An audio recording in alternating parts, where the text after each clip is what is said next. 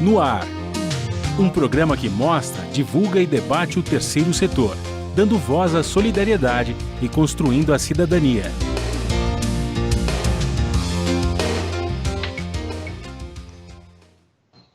Olá, bom dia. Eu sou Joel Scali e começa agora o Observatório na Brasil Atual, um programa do Observatório do Terceiro Setor. No programa de hoje, vamos falar sobre a saúde da mulher.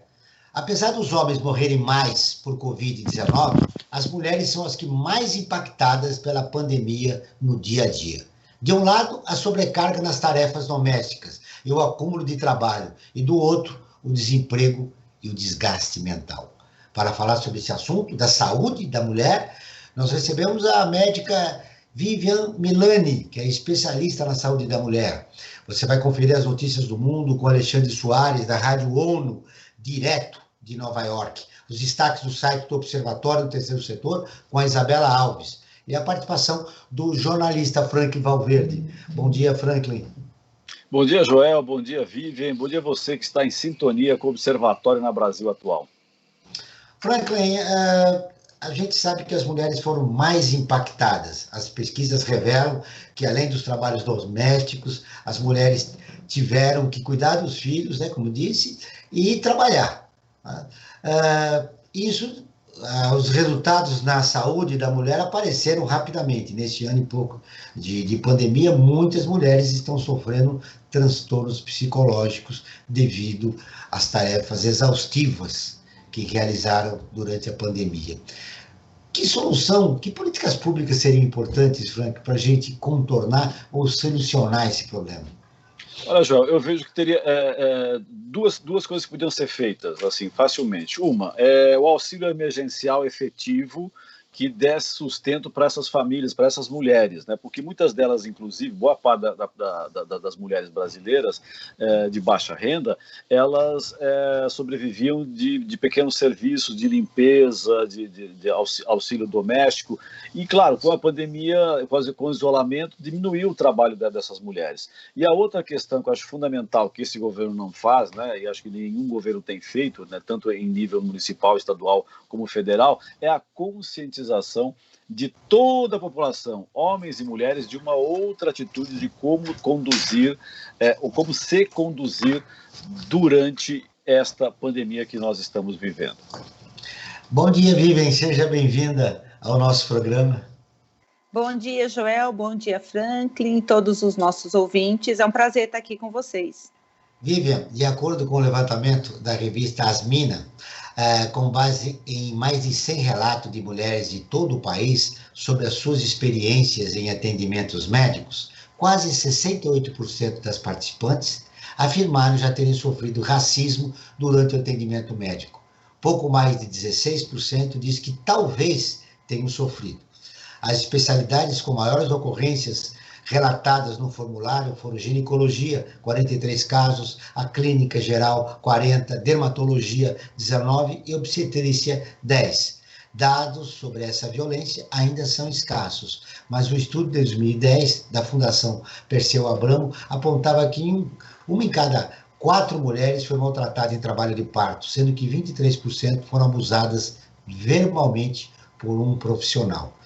Durante a pandemia, essa situação piorou, Vivian?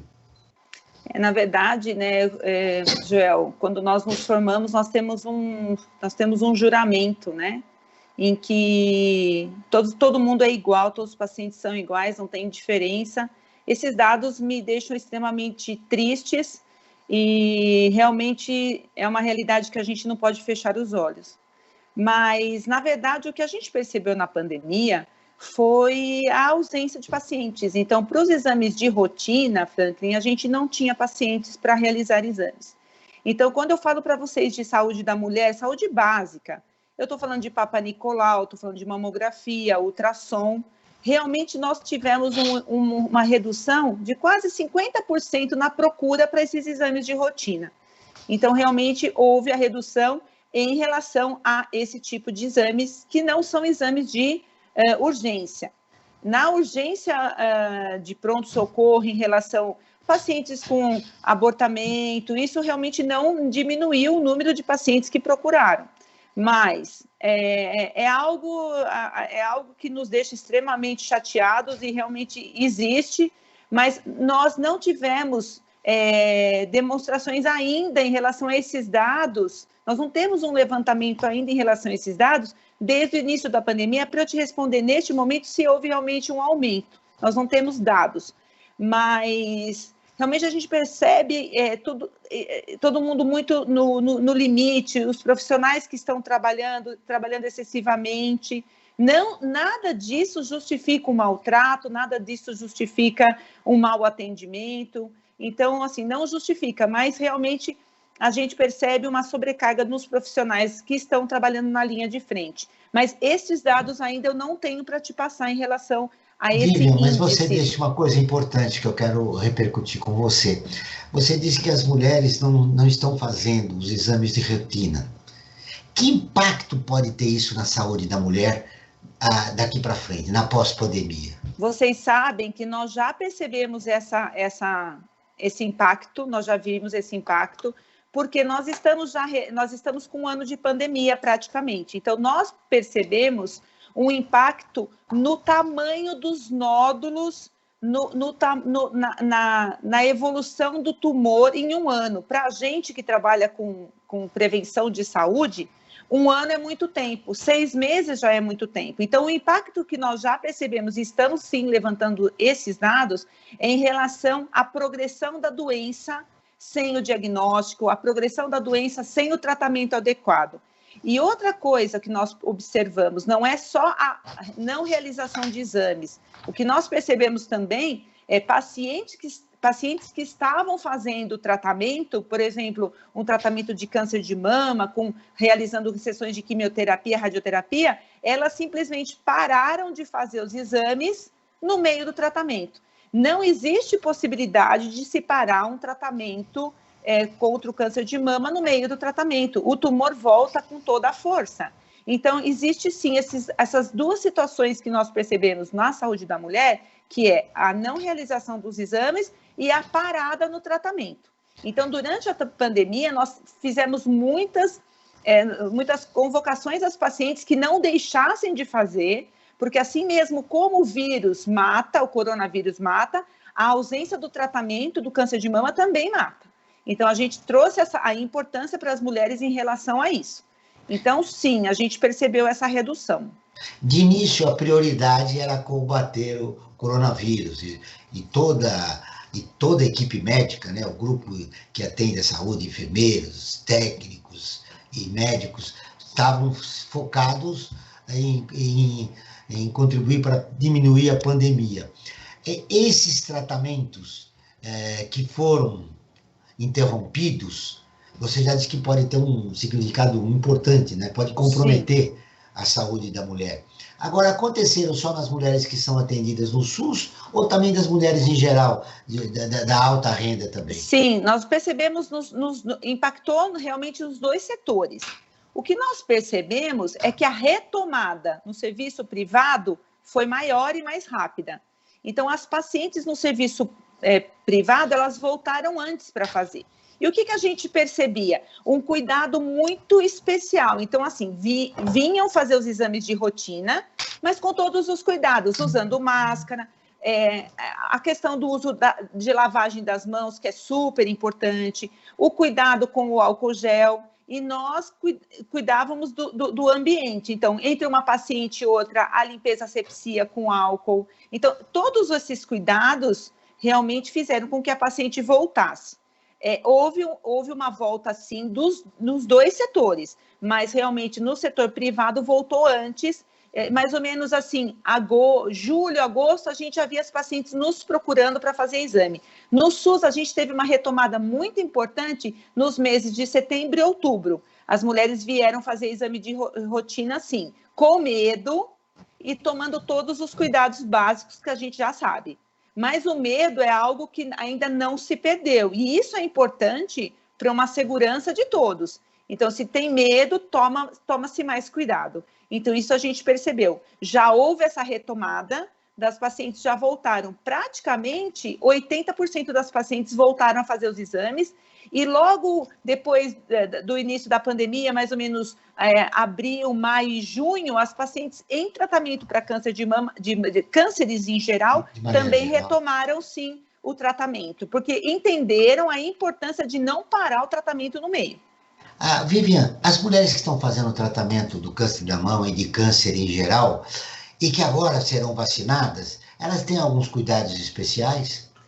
A gente diz que vamos falar de dois grupos, né? Então, para pacientes de rotina, as pacientes que fazem exame de rotina, a gente pede que, se possível, se elas puderem fazer os exames antes de tomar a vacina, seria interessante. As pacientes em tratamento oncológico, a gente espera que o médico delas indique a melhor fase para se fazer realmente o exame de rastreamento, tomar vacina, desculpe. Então, realmente existe essa questão do médico da paciente indicar em que momento ela deve tomar a vacina em pacientes oncológicas. Em pacientes de rastreamento, de rotina normal, a gente pede que elas já façam os exames antes de tomar a vacina. Por quê, Joel? Franklin, acabou de sair um artigo importante, de impacto, no Jornal Americano de Radiologia, agora em fevereiro, no finalzinho de fevereiro de 2021, dizendo que a vacina poderia causar uma alteração axilar, uma alteração do aumento dos gânglios das ínguas na axila, e isso poderia levar o médico radiologista a interpretar essa informação de uma maneira errada, achando que pudesse ser um carcinoma. Não estou falando que a vacina do Covid leva a alterações de mama, não, mas pode ocasionar momentaneamente uma alteração reacional nos linfonodos, nos gânglios axilares, do mesmo lado que a paciente recebeu a vacina. Então, por exemplo, se a paciente toma a vacina do lado direito, ela pode ter uma reação em 4 semanas dos gânglios axilares do lado direito.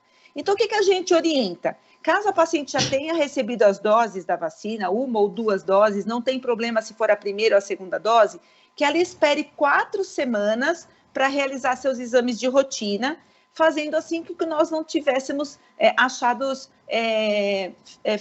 falsos positivos, né? Então, é só uma orientação que a gente dá. Mas essa orientação é muito importante, que a gente vai repetir. Sim. Bom, se não me engano, estão sendo vacinadas mulheres com idade de 77 anos ainda, né? Aqui em São Paulo. Falamos aqui de São Paulo. Se você está fazendo o tratamento, é melhor que você se vacine, se está fazendo o tratamento, você espere, né?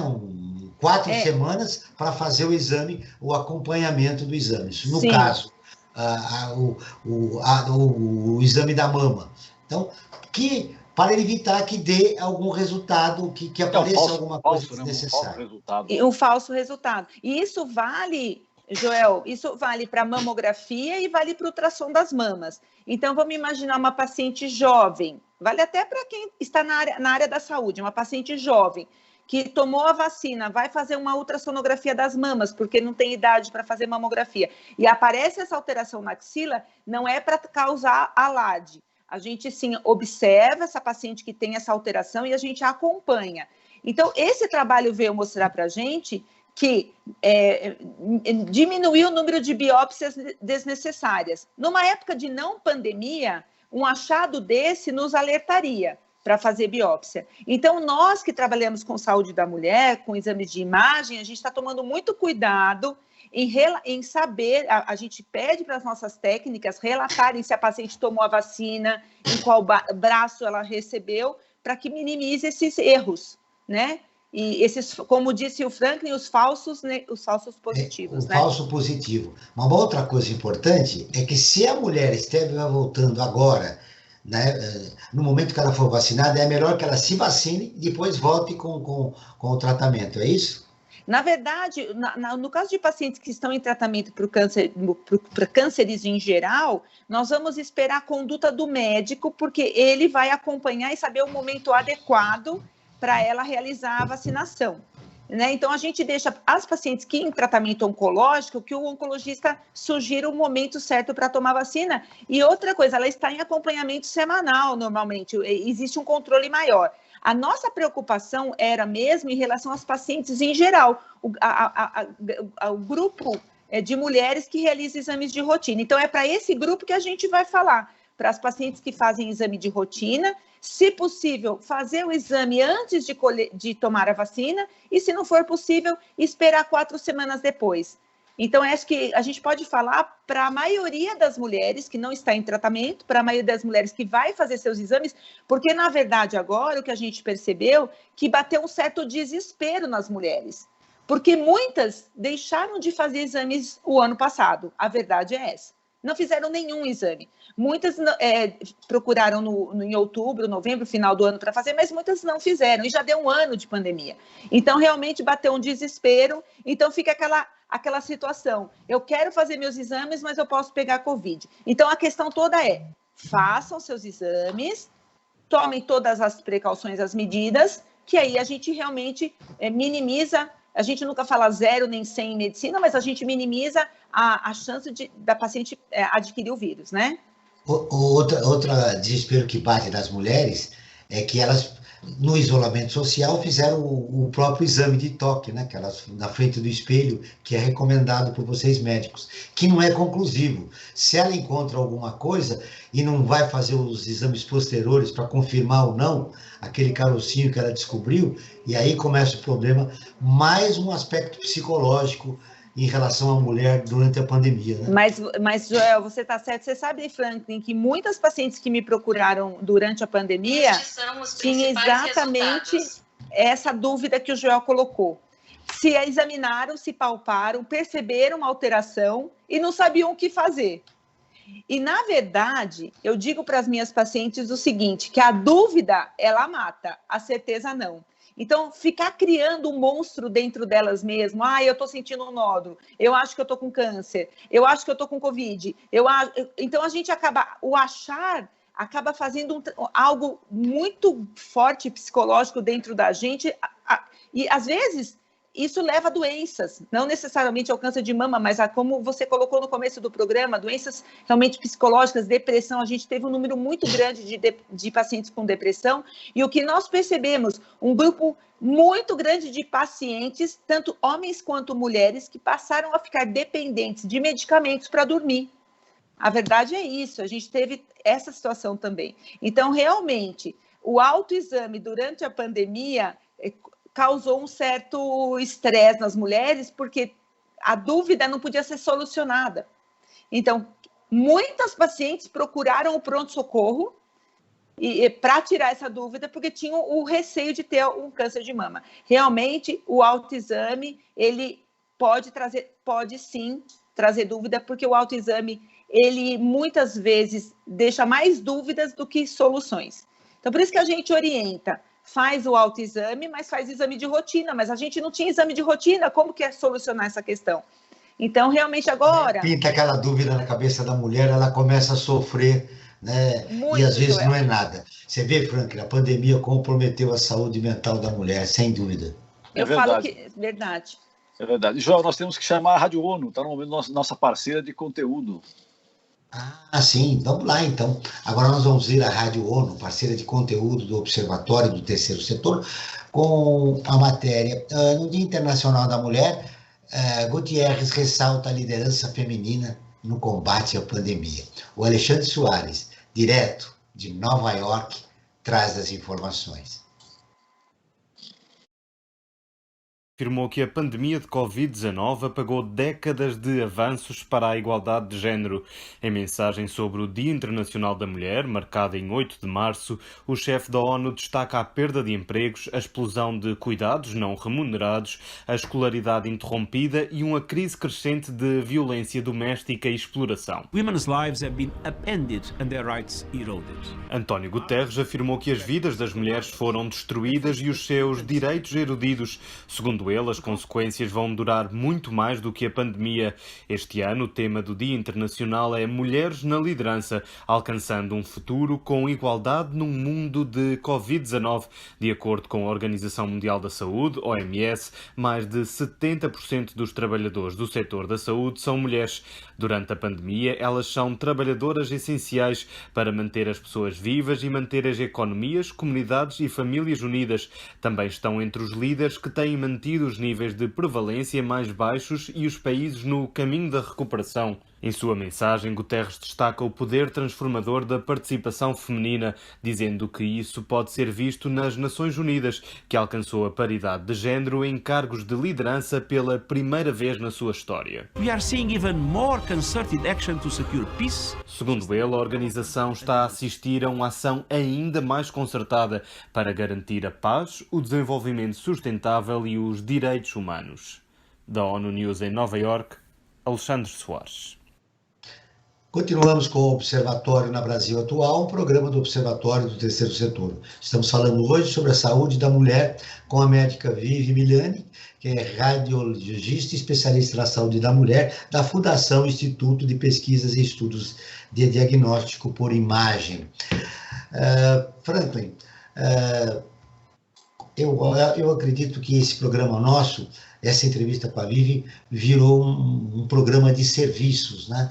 Que a mulher que está nos ouvindo agora, ansiosa por retornar no tratamento, ansiosa por ter descoberto num autoexame aí um nódulo, eu entendo que nós devemos imediatamente, nos meios de comunicação, iniciar um programa, né, para destinado especialmente à mulher durante a pandemia, para contornar ou aliviar esse sofrimento da mulher que tem sido mais impactada durante a pandemia.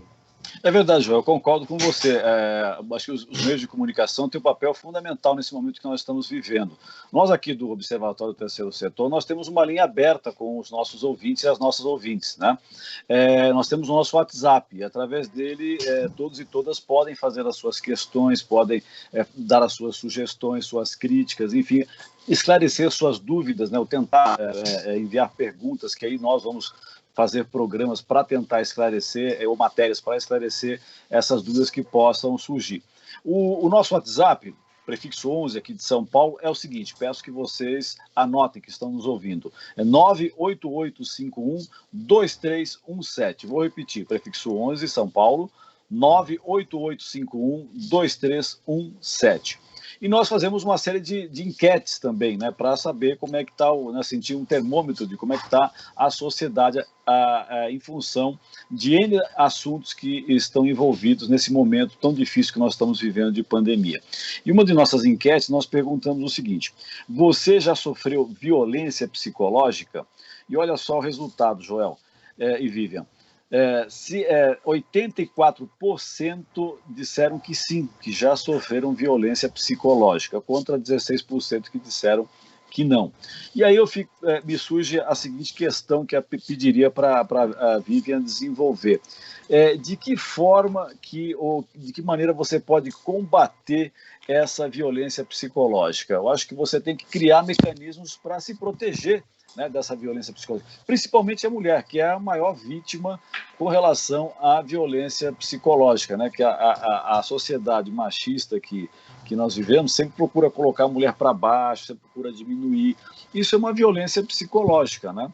E isso a mulher tem que criar estruturas ou tem que estar atenta para combater esse tipo de coisa e não se deixar ser uma presa fácil dessa situação. Vivian, como é que a mulher pode combater esse tipo de violência? Franklin, o que a gente viveu na pandemia? Então, a mulher sobrecarregada com o trabalho, ou a perda dele, porque a perda do trabalho, a ausência do dinheiro traz uma insegurança muito grande, o trabalho da casa, dos filhos, eu estou generalizando, mas mesmo as mulheres que não têm filhos, o trabalho da casa, a perda do trabalho. Uma questão para a mulher que é super importante, que é a questão da autoestima. Então, a gente viveu uma situação vivíamos dentro de casa presos, muitas ganharam peso, muitas não se cuidaram, e a baixa estima cada vez mais evidente. Então, eu vejo que a mulher é extremamente frágil em relação à sua imagem, ela é extremamente frágil, e realmente na pandemia, eu estou falando não só eu como mulher, mas eu ouvindo minhas pacientes, as pacientes em geral, o quanto elas se desgastaram na pandemia, né? Então, eu vejo que realmente houve uma dificuldade muito grande de trabalhar com a autoestima e qualquer um tom mais alto de voz, uma ação negativa, um sarro tirado, tipo, seu cabelo tá branco, algo que o companheiro tenha falado, piora ainda mais a autoestima. E a autoestima baixa diminui o sistema imunológico, leva à doença. Então, eu digo o seguinte, eu vou falar que a mulher ela tem que se fortalecer.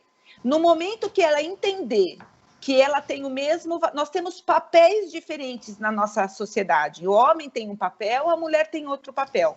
Mas nós somos iguais, papéis diferentes. O Joel é o que está coordenando a nossa entrevista. E nem por isso ele é mais do que o Franklin, que está conduzindo em conjunto, e eu que estou sendo entrevistado. Nós temos papéis diferentes. Então, o que eu tenho que entender, o meu valor, quem é a Vivian, o que ela é, no que ela acredita. O que eu vi é a mulher extremamente fragilizada, extremamente insegura com a situação.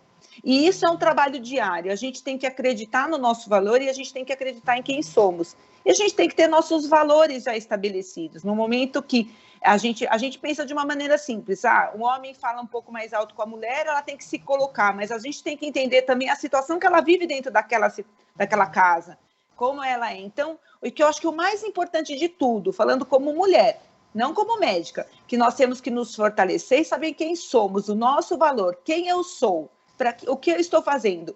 Porque a gente sabe, na verdade, que uma mulher conduz uma casa muito bem, que a mulher ela organiza a casa, que a mulher tem um papel.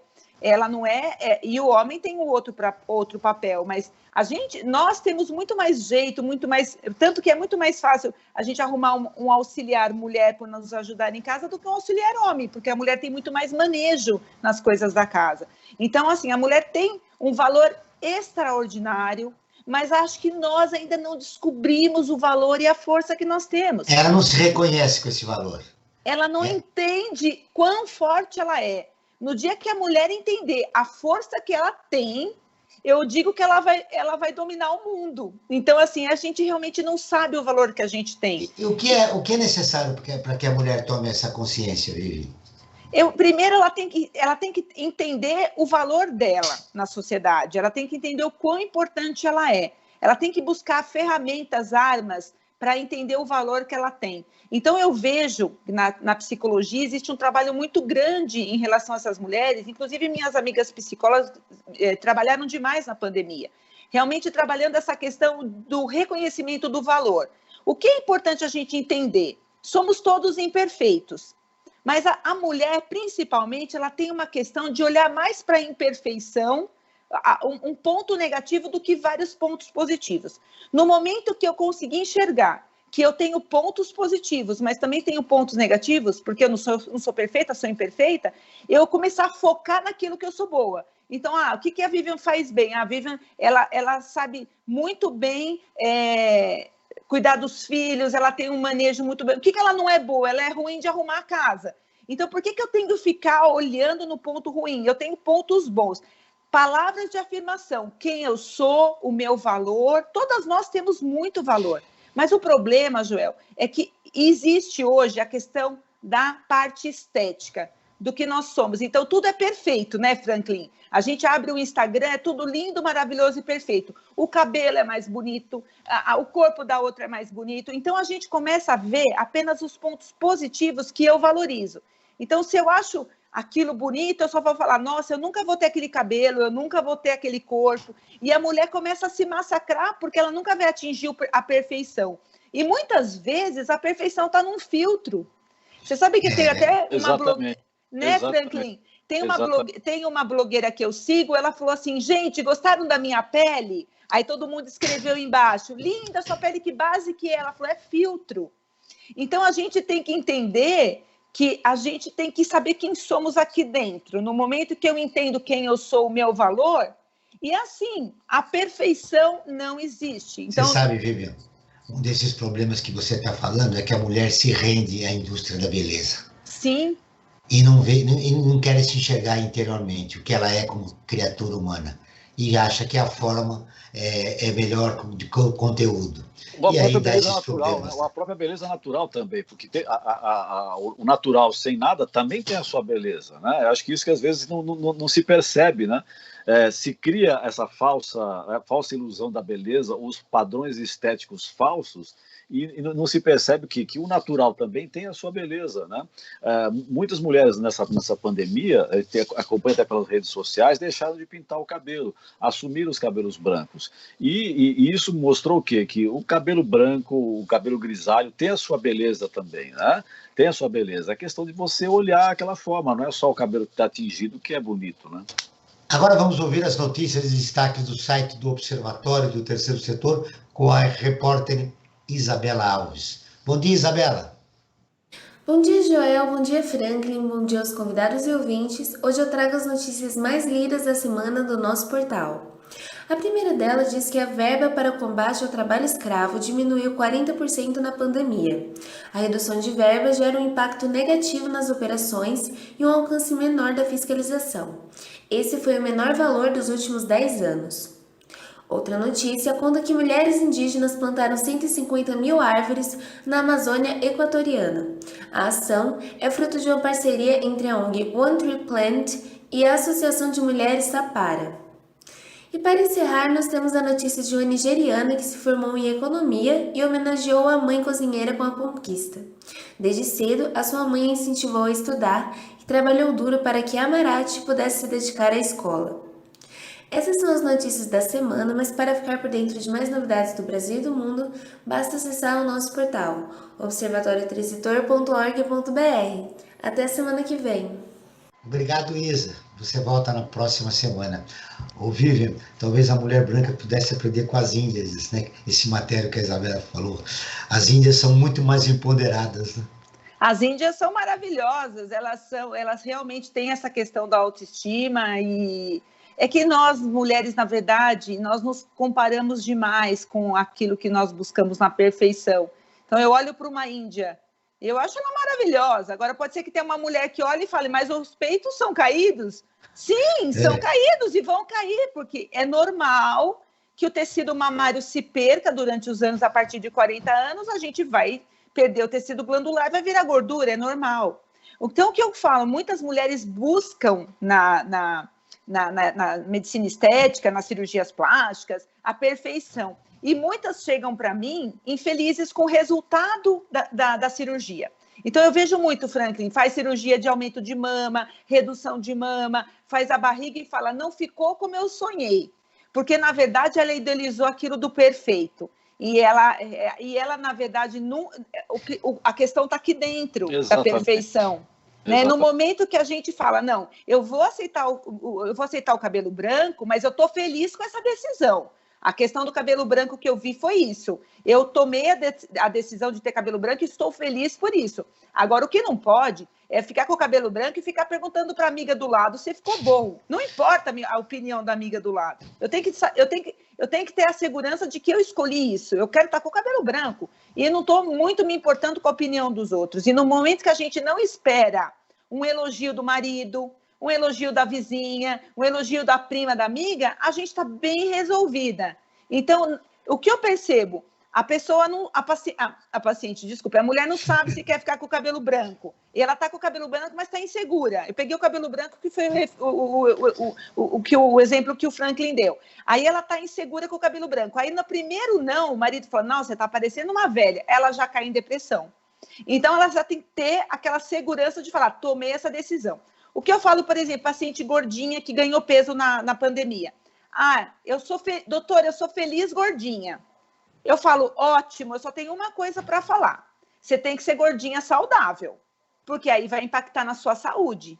Então, você tem a opção de ser como as magras. Eu tenho pacientes magérrimas saudáveis e magérrimas não saudáveis. Então, no momento que você tem a opção, eu quero ser magra, eu quero estar gordinha, tem que ser saudável, porque a gente só pensa na saúde da mulher, prevenção de doenças. Então, a questão é essa, você está segura com a sua decisão. Eu quero estar assim e eu não me importo com a opinião dos outros. Como a gente coloca uma roupa, às vezes, e espera que o marido elogie. Mas, às vezes, o marido nem percebeu a roupa. E, pelo fato dele não ter falado, ela vai achar que ela está feia. A roupa então, tem que valer por ela mesma, né? Ela a gente tem que se sentir toda bonita. Decisão tem que valer pela gente. Então, no momento que eu decido que eu estou bem, eu estou segura. Sim. Uma outra coisa que eu percebi também é que o homem e a mulher não aceitam envelhecer, mas mais a mulher do que o homem, né? O envelhecimento é um processo natural da vida. Quer dizer, como você falou da Índia, se os peitos tiverem caído em um determinado momento da vida, porque aquele é o ciclo da vida.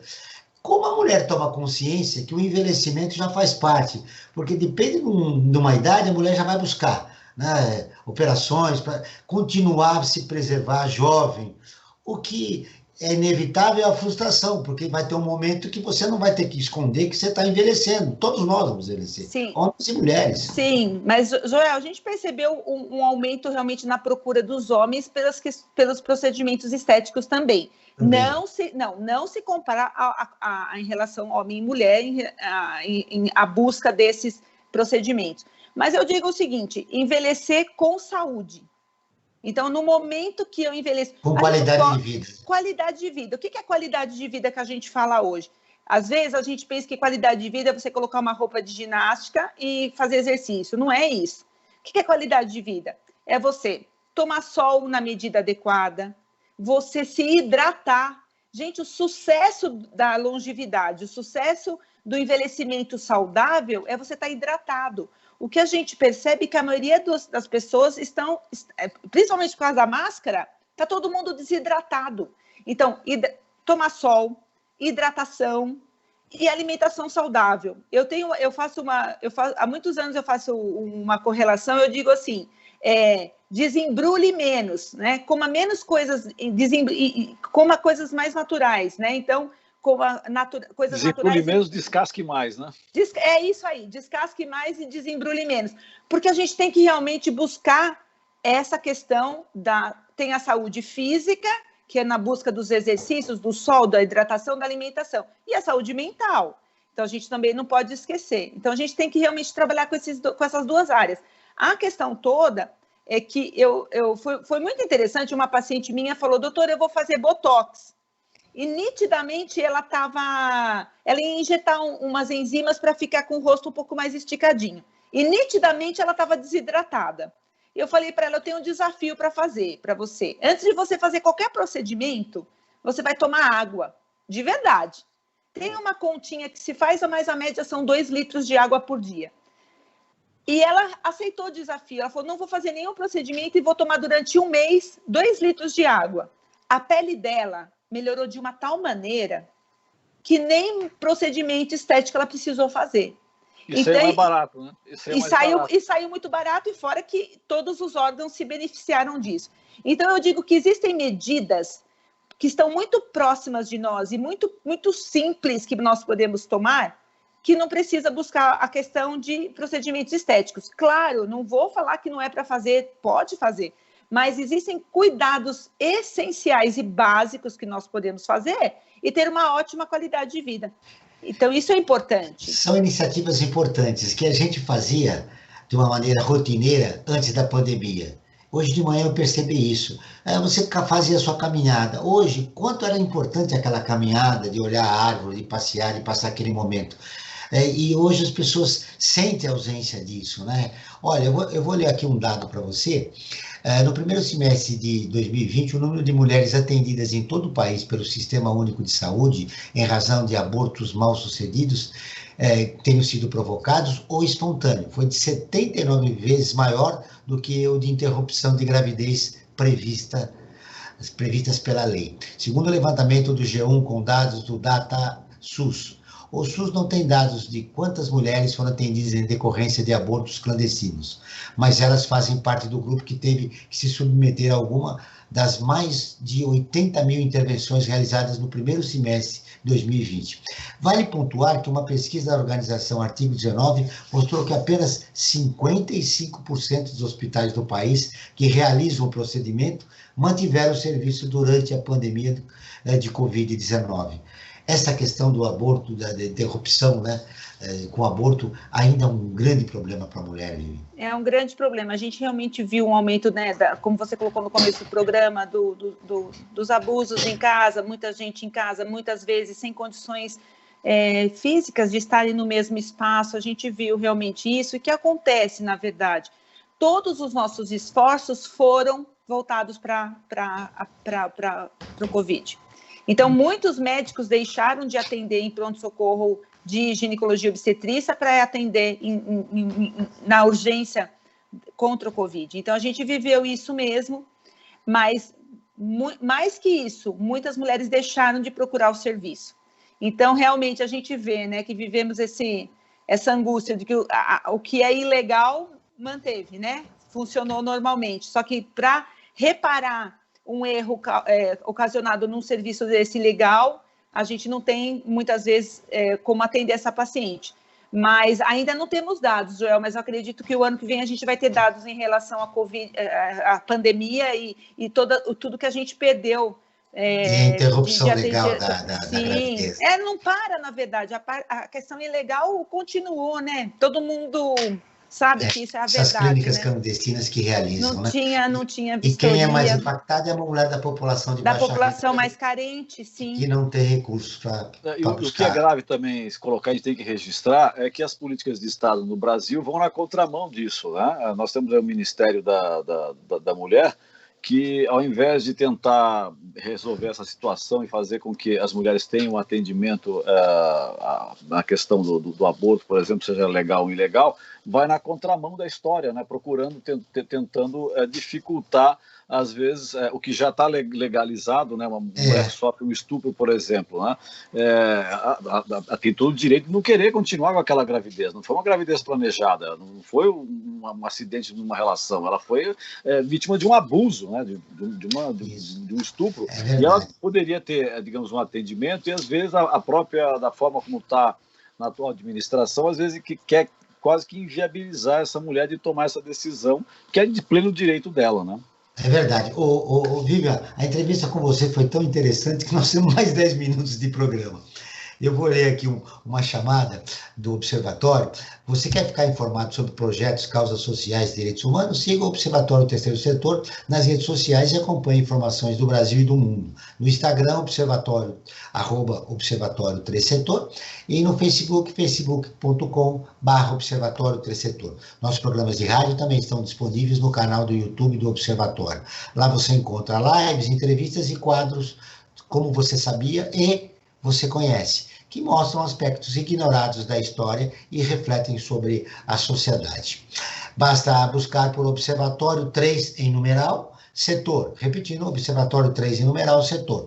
Vamos conferir agora o top 5 mulheres que morreram lutando pelo que acreditavam.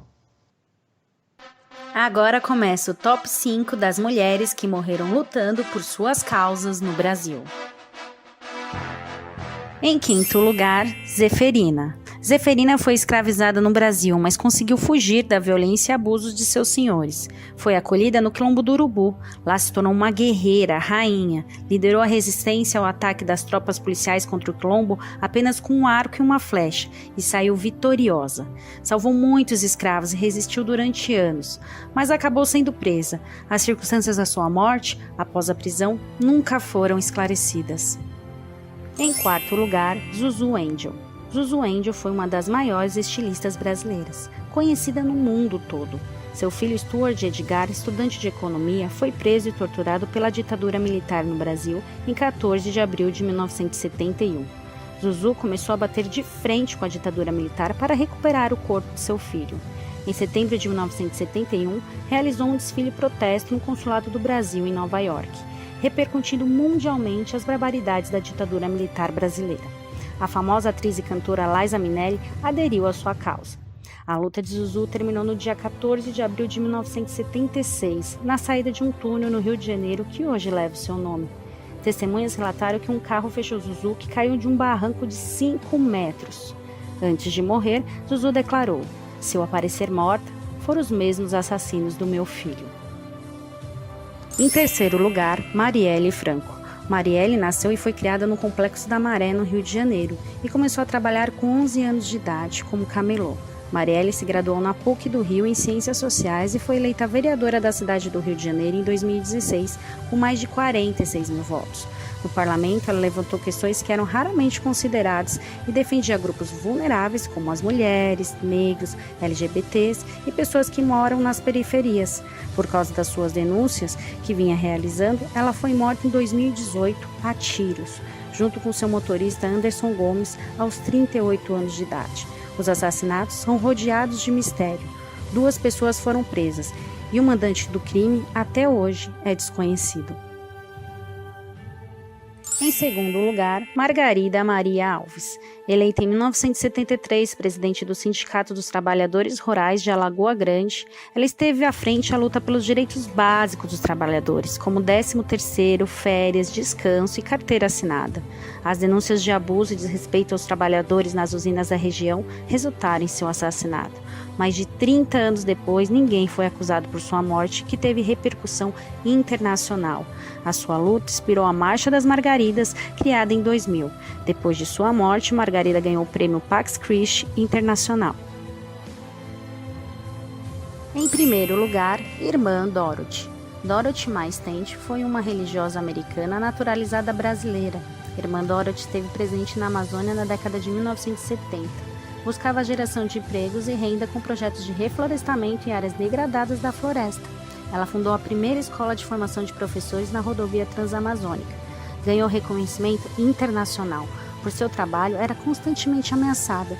Irmã Dorothy foi assassinada no dia 12 de fevereiro de 2005, com 6 tiros, aos 73 anos de idade. O fazendeiro mandante do crime foi condenado a 30 anos de prisão.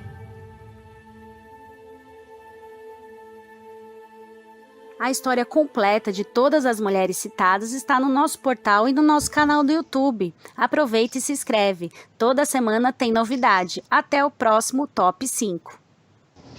Vivian, está aí o registro que nós fizemos para homenagear as mulheres. Nessa semana, no dia 8 de março, comemorou-se o Dia Internacional da Mulher. E nós resgatamos as mulheres que foram importantes na luta pela igualdade de gênero no país, para mostrar para as novas gerações a importância de ter uma autoestima alta, ter autoestima alta, como você mesmo disse durante a nossa entrevista. Rapidamente eu queria mencionar que não há dados consolidados, mas algumas pesquisas mostram que grávidas com sintomas do coronavírus têm maior risco de desenvolver a forma grave da doença. Em um estudo publicado na Internacional Jornal de Ginecologia e Obstetrícia, analisou números internacionais de óbito de grávidas. O Brasil aparece com 79% dessas mortes no mundo, no período analisado de fevereiro a junho de 2020. No total, 978 mulheres grávidas e no pós-parto foram diagnosticadas com Covid-19 no Brasil durante o período do estudo. Estamos no final do programa, Vivi. Que bom receber você. Espero que você volte outras vezes, não só nesse mês internacional da mulher, mas sempre para esclarecer. Foi muito boa a sua entrevista. Obrigada. Antes das suas considerações finais, Franklin, fechamos mais um programa sobre a saúde da mulher.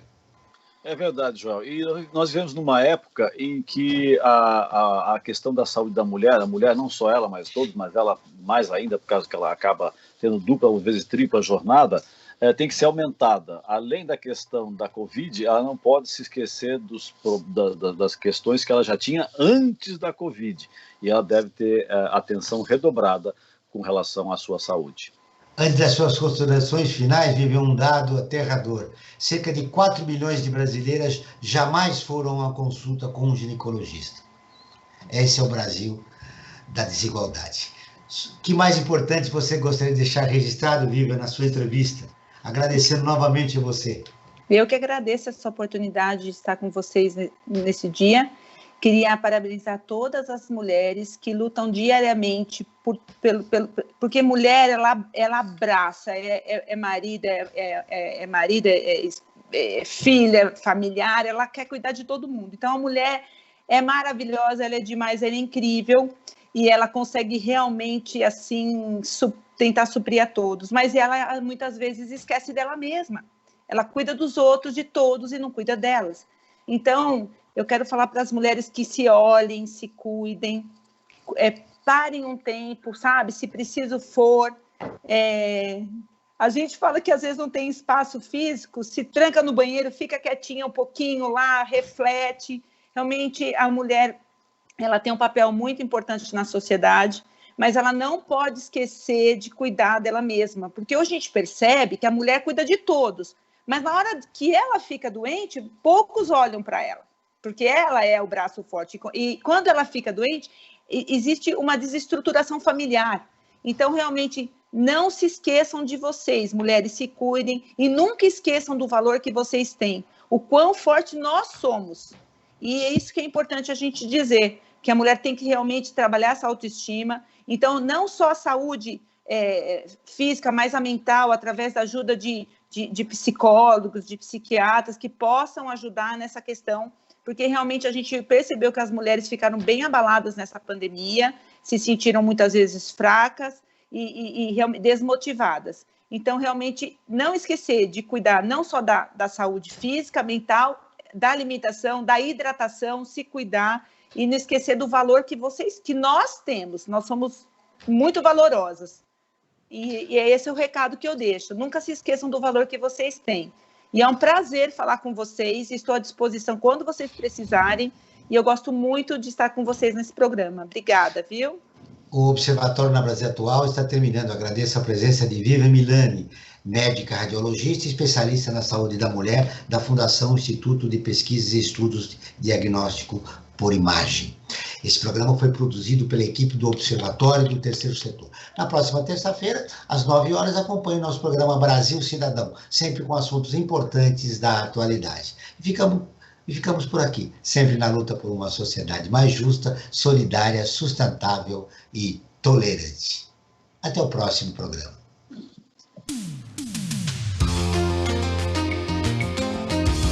Você ouviu na Brasil Atual mais uma edição do Observatório do Terceiro Setor, sempre na luta por uma sociedade mais justa, solidária, sustentável e tolerante. Observatório do Terceiro Setor, o olhar da cidadania.